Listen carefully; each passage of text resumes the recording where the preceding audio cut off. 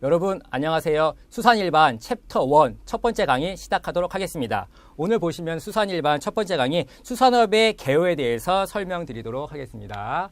먼저 수산업의 정의에 대해서 한번 살펴보죠. 물에서 살고 있는 생물을 잡거나 길러서 인류에게 유익하게 이용할 수 있도록 제공하는 산업, 이게 수산업의 정의인데요. 여러분들 보시면은 수산업은 무엇 때문에 하죠? 경제적 이익 때문에 하는 거죠. 그렇죠? 경제적 이익을 목적으로 하는 게 수산업이야. 그렇죠? 여기 보시면은 물에서 살고 있는 생물이다 그랬습니다. 생물은 여러분 두 가지죠. 뭐죠? 동물과, 그렇죠? 동물과 식물이다. 이렇게 잡거나 길러서 인류에게 유익하게 이용할 수 있도록 제공하는 산업이 수산업이다. 이렇게 설명을 하고 있습니다. 수산업의 분류 한번 보겠습니다. 수산업이 아주 일반적인 분류예요. 일반적인 분류 보시면은 첫 번째 여기 나오는 일반적 분류요. 그렇죠? 어업, 양식업, 수산물 가공업, 수산물 유통업 이렇게 나와 있습니다. 어업 보세요. 어업이 뭐죠? 어업은 물고기를 잡는 거죠. 어업은 두 가지로 나눠지죠. 뭐로 나눠지죠? 일반적인 어업과 또 하나 그 다음에 양식업으로 나눠집니다. 그렇죠? 양식업 이렇게 두 가지로 나눠지고 있습니다. 어업은 뭐죠? 일반적인 어업, 우리가 잡는 거죠. 보통 물고기를 잡거나, 그렇죠? 물고기를 잡거나 포획하거나 채취하는 거, 자연에 있는 거를 포획하거나 채취하는 게 어업이죠. 요거는 물고기를 잡는 거고, 요거는 뭐 바지락 같은 걸 잡는 걸 우리가 설명을 하겠죠. 그 다음에 양식업은 뭐죠? 양식업은요, 길러서 수확하는 거, 기르는 어업이죠. 기르는 어업이 양식업입니다. 보통 우리 여기서 무엇을 이용하죠? 어구라든가, 그쵸? 어구라든가 어선을 이용합니다. 어선은 뭐죠? 배죠, 배. 어구는 뭐죠? 물고기 잡는 데 쓰는 기구, 그물 같은 거, 그쵸? 그게 바로 어구라는 설명이죠. 그럼 보시면은 어업과 양식업, 그쵸? 그 다음에 수산물 가공업. 여러분들 보시면은요, 어묵이라든가 통조림, 이런 거 수산물 가공품이죠. 그래서 수산물 가공업은 어묵하고 통조림 같은 걸 가공하는 거.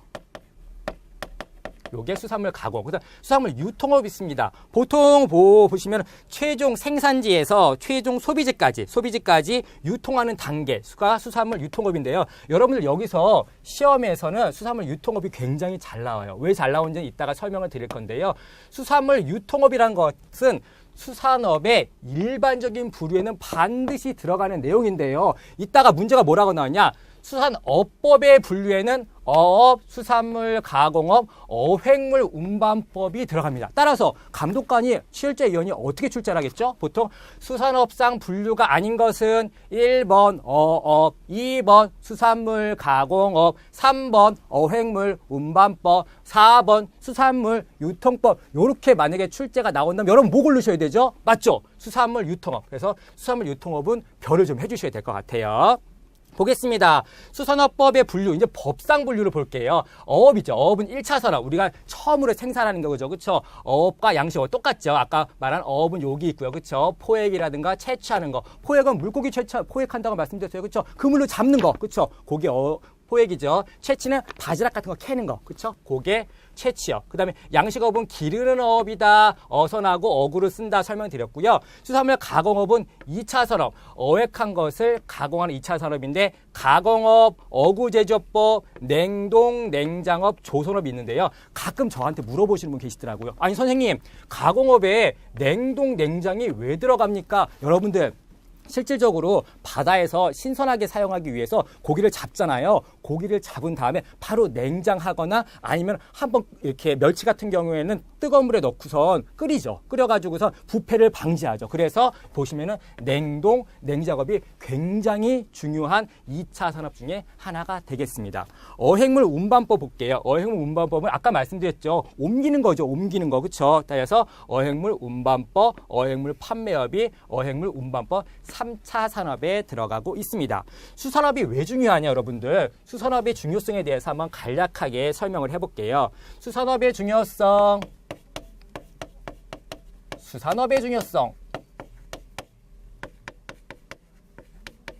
첫 번째 수산업이 왜 중요하죠? 예, 국가기관 산업이에요. 국민 식량과 단백질 공급이죠. 국가기관 산업이다. 국가기관 산업으로 국민들에게 뭘 제공하죠? 단백질 공급한다. 단백질 공급원이다. 그렇죠? 그래서 수산물이 중요합니다. 두 번째 뭐죠? 예, 생활 수준 향상으로 동물성 단백질 수용죠. 예, 단백질을 공급하는데요. 우리가 생활 수단이 좋아지면서 단백질 공급을 할 수 있는 수단이요. 여기 보시면 공급 수요가 증가되고 있어요. 그렇죠? 수요가 굉장히 많다 보니까 단백질 공급원에서 수산업의 중요성이 더 커지는 거죠. 세 번째, 미래 식량 자원이다.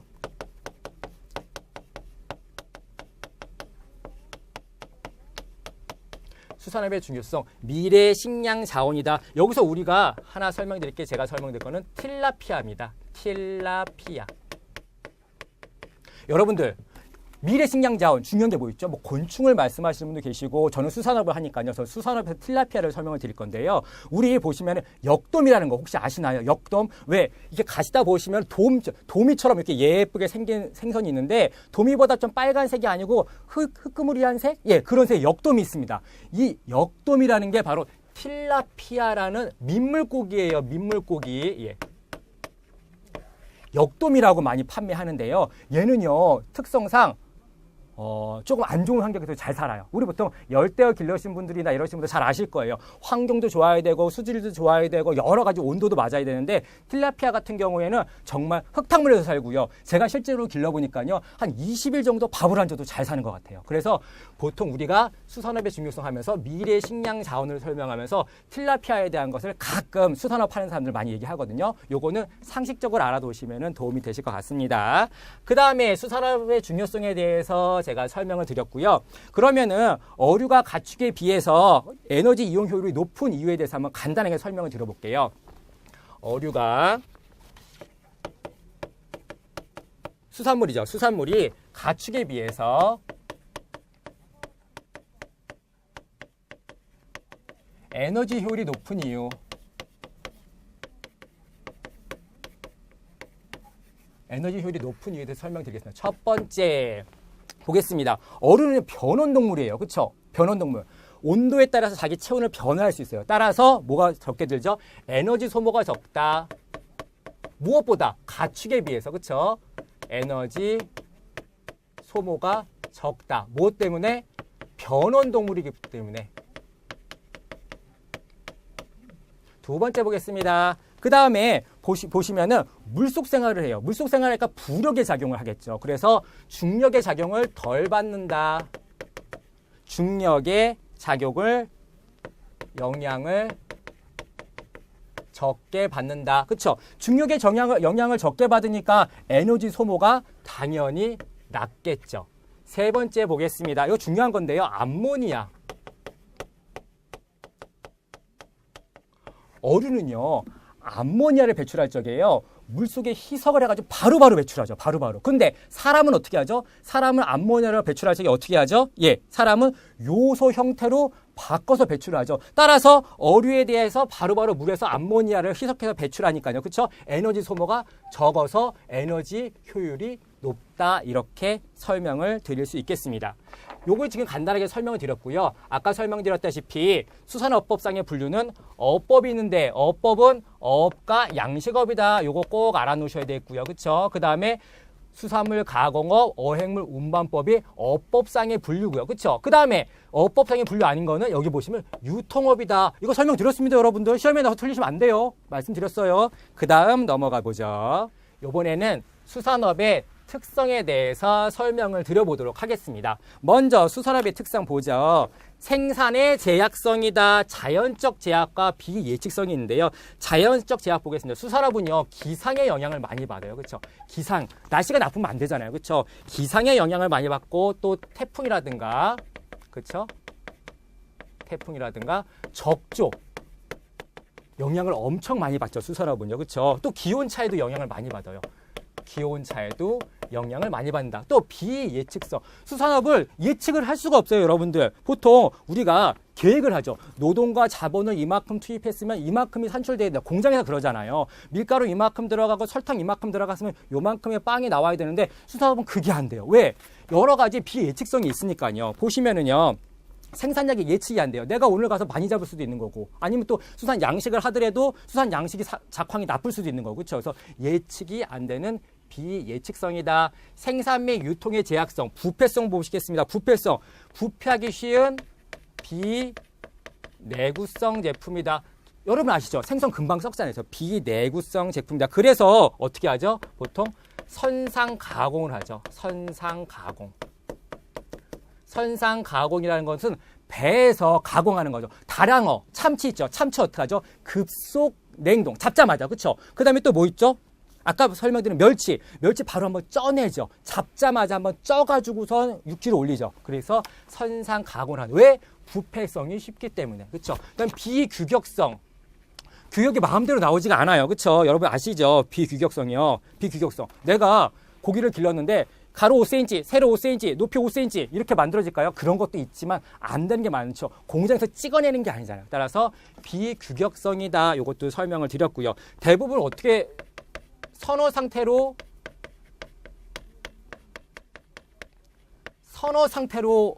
유통이 되죠. 근데 여러분들 여기 잠깐 오셔가지고 선어가 뭐야? 그쵸? 선어가 뭐야? 그 다음 활어.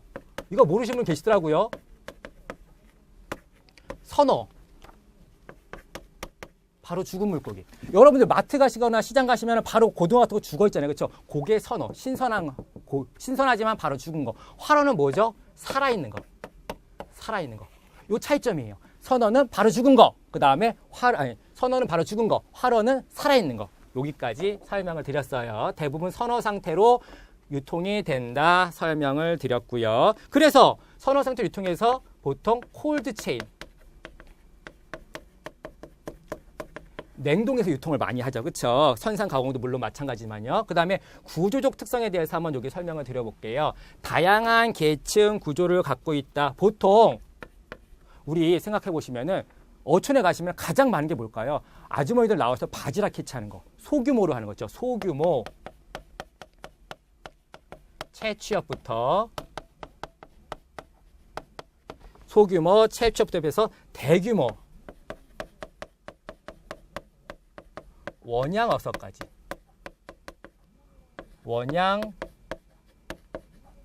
대규모 원양어까지. 소규모 채취업부터 대규모 원양업까지 대부분 계층 구조가 되어 있다. 연안어수 보시면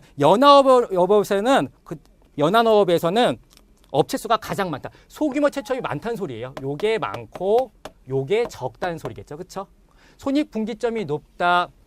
내가 100원을 투입했습니다. 근데 200원만큼이 나왔어요. 그렇죠? 200원만큼 물건이 나온 거죠. 근데 수산업에서는 손익분기점이 굉장히 높아요. 무슨 말이냐? 내가 출어를 하려고 그래요. 출어는 가서 고기 잡으려고 준비하는 거예요. 출어하려면 뭐가 필요하죠? 기름 넣어야 되죠. 배 기름 넣어야 되죠. 식료품 사야 되죠. 어선 모집해야 되죠. 출어 비용이 있고요. 그렇죠? 출어 비용이 있는데요. 출어 비용하고 어획량. 요게 상관관계가 있을까요? 없어요. 왜? 어떤 날은 똑같이 100만 원치 기름을 넣고 나서 여러분들이 출어를 해도 500만 원치 잡고, 어떤 날은 100만 원치 기름 넣고 가가지고 해도 500만 원 못 잡고. 손익분기에서 굉장히 높습니다. 비례관계가 없기 때문에 그래요. 보시면은 출어 경비와 어획량의 고정비 성격을 가지면서 아까 말씀드렸지만 비례관계가 적기 때문에 손익분기점이 높다. 여러분들 여담이지만 생선가게 아시죠? 생선가게 갔습니다. 생선가게 딱 갔는데 이 좌판에 고등어를 쫙 놓고 팔아요. 그렇죠? 고등어를 놓고 파는데 가끔 저는 그런 생각 해보거든요. 아줌마 도대체 얼마나 많이 남을까? 제가 그래서 아주머니한테 수산업을 물어봤어요. 이거 얼마나 남아요? 그거 반 정도 팔면요 손익분기점이 넘을 거예요. 그래서 손익분기점이 굉장히 높습니다. 여러분들 아시겠죠? 이건 여담이지만 생선이 팔면 많이 남는구나. 버리는 게 많기 때문에 또 손익분기점이 높기 때문에 빨리빨리 자금을 회수해야 되기 때문에 그렇게 설명을 드렸어요. 마지막으로 자율갱신성하고 소유관계의 불명확에 대해서 설명을 드리겠습니다. 자율갱신성, 지속적인 생산이 가능하다.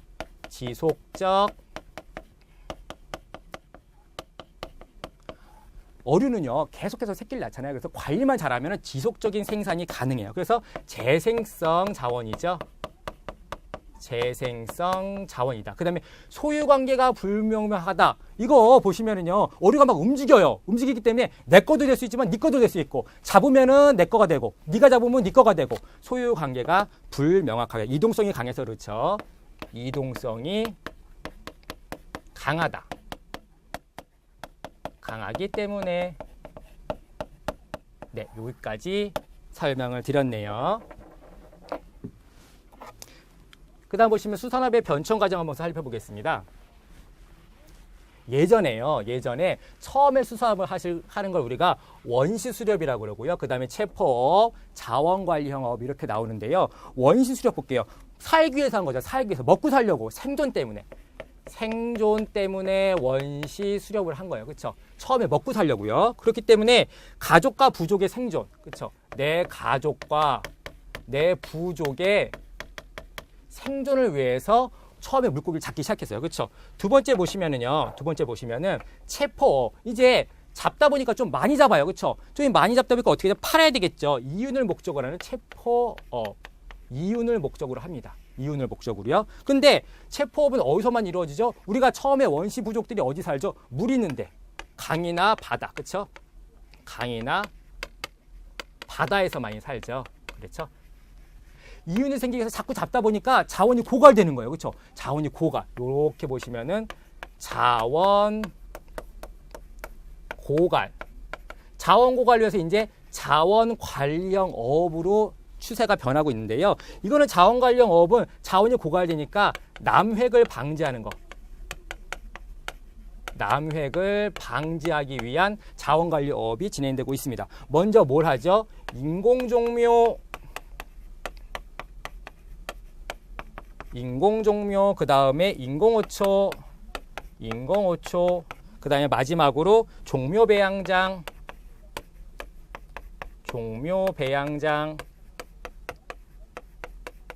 요런 걸 설치하는데요. 인공종묘. 종묘 뭐죠? 아기 물고기. 인공적으로 아기 물고기를 이렇게 하는 게 인공종묘. 인공어초. 아기가 살려면 물고기가 살려면 수초가 있어야 되잖아요. 그렇죠? 인공어초를 만들어서 물고기가 잘 살 수 있게 만들어주는 환경. 종묘 배양장. 얘를 종묘로 아기 물고기를 만드는 곳. 그렇죠? 우리 보시면은 병아리 볼까요? 병아리도 마찬가지죠. 병아리 부화해가지고 보내죠. 그래서 그런 것처럼 종묘 배양장에서 배양한다. 요게 남획을 방지해서 인공종묘, 인공어초, 종묘 배양장을 하고 있고요. 아까 말씀드렸듯이 자원관리형의 가장 중요한 거는 생산량을 유지하기 위한 거죠.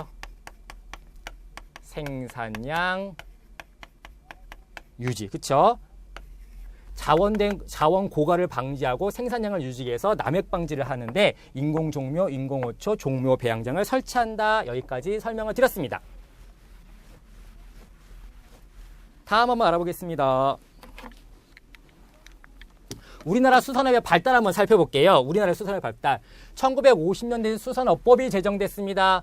1960년에는 원양어업이 본격 시작되고 한일어업협정, 이거 한번 줄쳐볼게요. 한일어업협정이 체결되고 발효됐습니다. 그 다음에 수산청이 발족되고 수산행정이 일원화가 됐습니다. 보시면은 요 부분 있죠. 요 부분이 뭐죠? 수산업의 태동기.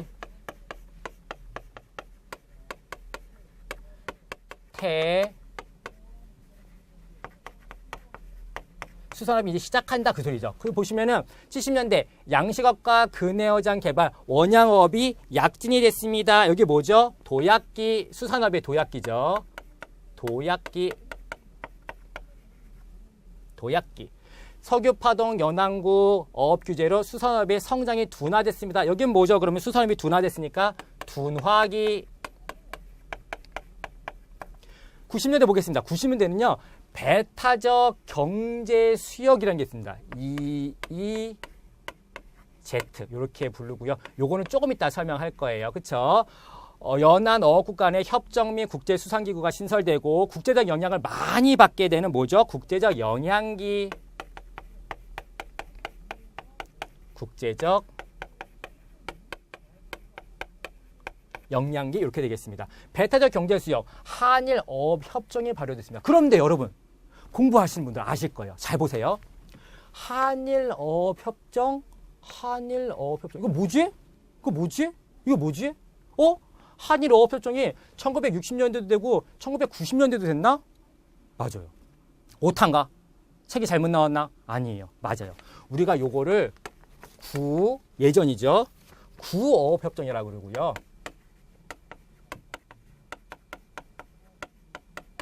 요거를 우리가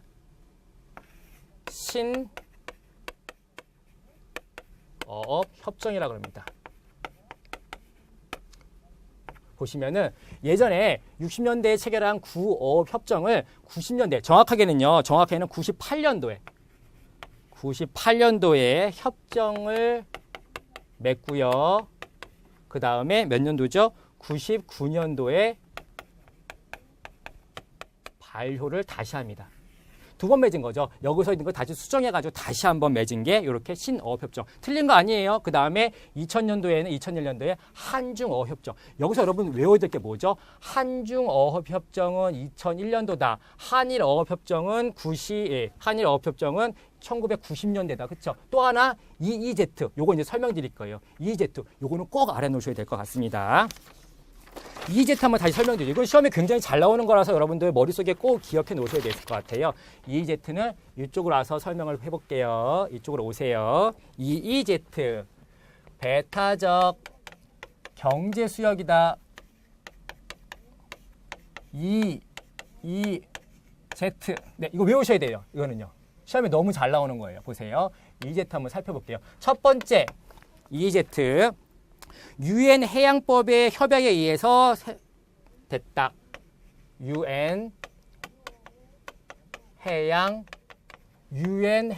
협약법에 의해서 이게 체결이 됐는데요. 0의 기선으로부터 200캐리까지. 200캐리. 요거 잘 나오죠? 200캐리까지. 배타적 경제수역이다. 우리나라는 언제 선포했죠? 우리나라는 1996년. 요것도 알아놓으셔야 되세요. 우리나라는 1996년도에 선포를 했다. 그럼 여기서는 어떤 일을 합니까? 어떤 일을 하죠? 수역 내 자원에 대해서요. 뭐 자원이 여러 가지가 있죠. 그 자원에 대해서 주권적 권리를 행사합니다. 주권적 권리 행사. 이런 거죠. 이 부분은 내 거야. 우리나라 거니까 니네 만지면 안 돼. 네, 우리한테 허락받아야 돼. 우리 자원이야. 이렇게 설명을 생각을 하시면 되세요. 그 다음에 또 어떤 혜택이 있죠? 인공섬이라든가 그 다음에 시설물 설치.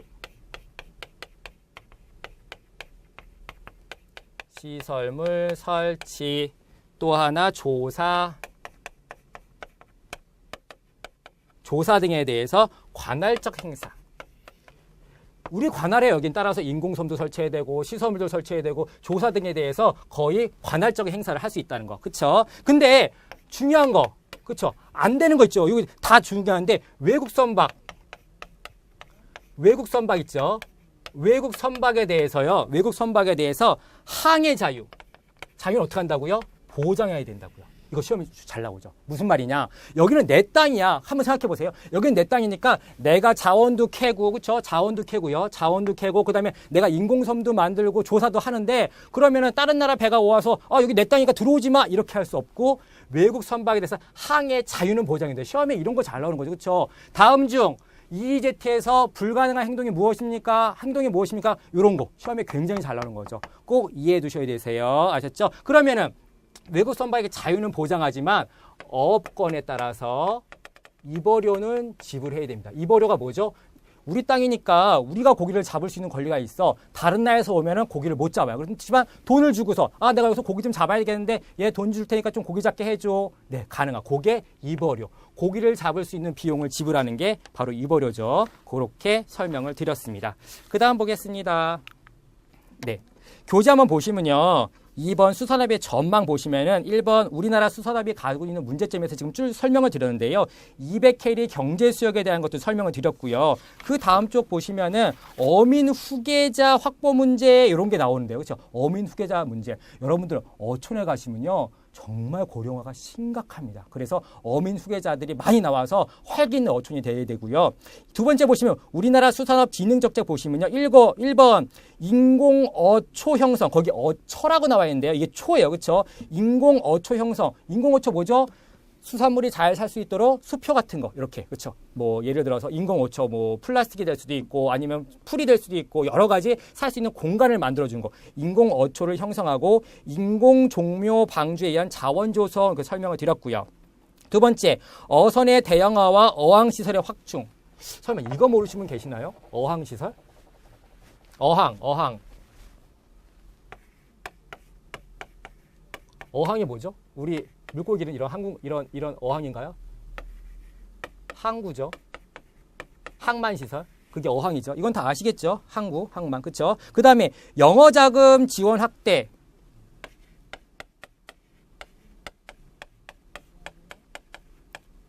영어. 잉글리시 아니죠? 잉글리시 아니죠? 영어 자금 지원 확대. 영어 자금이 뭐죠? 수산물을 직접 생산하는 데 필요한 경비. 그렇죠? 수산물을 직접 생산하는 데 필요한 경비가 영어 자금이죠. 영어 자금 지원 확대 및 어업과 양식의 신기술 개발. 양식의 신기술? 여러분들, 양식이 무슨 기술이 있을까요? 보통 이제 나중에 가시면 뭐 가두리 양식도 배울 거고 순환 여과 방식도 배우실 거고 뭐 지주식 양식도 배우실 텐데 요즘에 교재에 없는 내용이에요. 여러분들, 요즘에 가장 핫한 수산 양식이 뭐죠? 바이오 플락.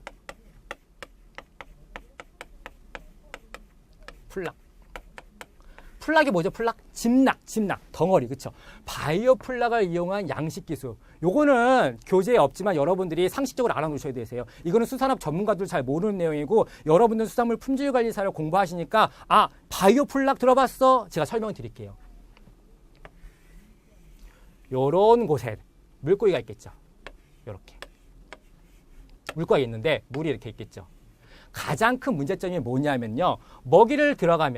먹이가 들어가면 배설물이 나오겠죠. 이 배설물을 거르는 거, 밖으로 빼는 게 너무나 어렵습니다. 모든 수산 양식 기술은 여기서 기초를 해요. 따라서 뭐 정화조도 만들고, 그렇죠? 거름조도 만들고 또 여러 가지 순환 여과식 같은 경우죠, 그렇죠? 여러 가지 만드는데 바이오 플락이라는 기술은 쉽게 그런 것 같아요. 쉽게 얘가 이렇게 배설물이 나오면은 얘를 이용해서 어떤 먹이를 만듭니다. 그래서 다시 얘가 먹습니다. 그럼 어떻게 되죠? 배설물을 거를 필요가 없으니까 이 물을 계속 써도 되고 환경오염도 안 되고 여러 가지 좋은 점이 있겠죠. 그게 바로 바이오 플락이라는 기술이에요. 잘 모르실 거예요. 그렇죠? 한번 찾아보세요. 바이오 플락이라는 기술이 어떤 기술인지. 아까 말씀드렸다시피 배설물이 나오면 그 배설물을 이용해서 이 어류가 다시 먹을 수 있는 기술. 그래서 배설물을 밖으로 빼내지 않아야 되는 신양식 기술이 바이오 플락이라는 기술입니다. 그 다음 보시면은 4번 원양어업의 지속적 육성을 위해 새 해양 질서에 대처한 외교 강화와 해외 어업 협력 강화, 그 다음에 경영의 합리화, 수산물의 안정적 공급, 그 다음에 어장의 개척, 수술시장 다변화, 그 다음에 어획물의 가공, 공급의 확대 및 수산물 가공품의 품질 고급화, 어민 후계자 육성 등이 우리나라 수산업 진흥 정책의 중요한 사항이 되겠습니다. 오늘은 여기까지 하겠습니다. 감사합니다.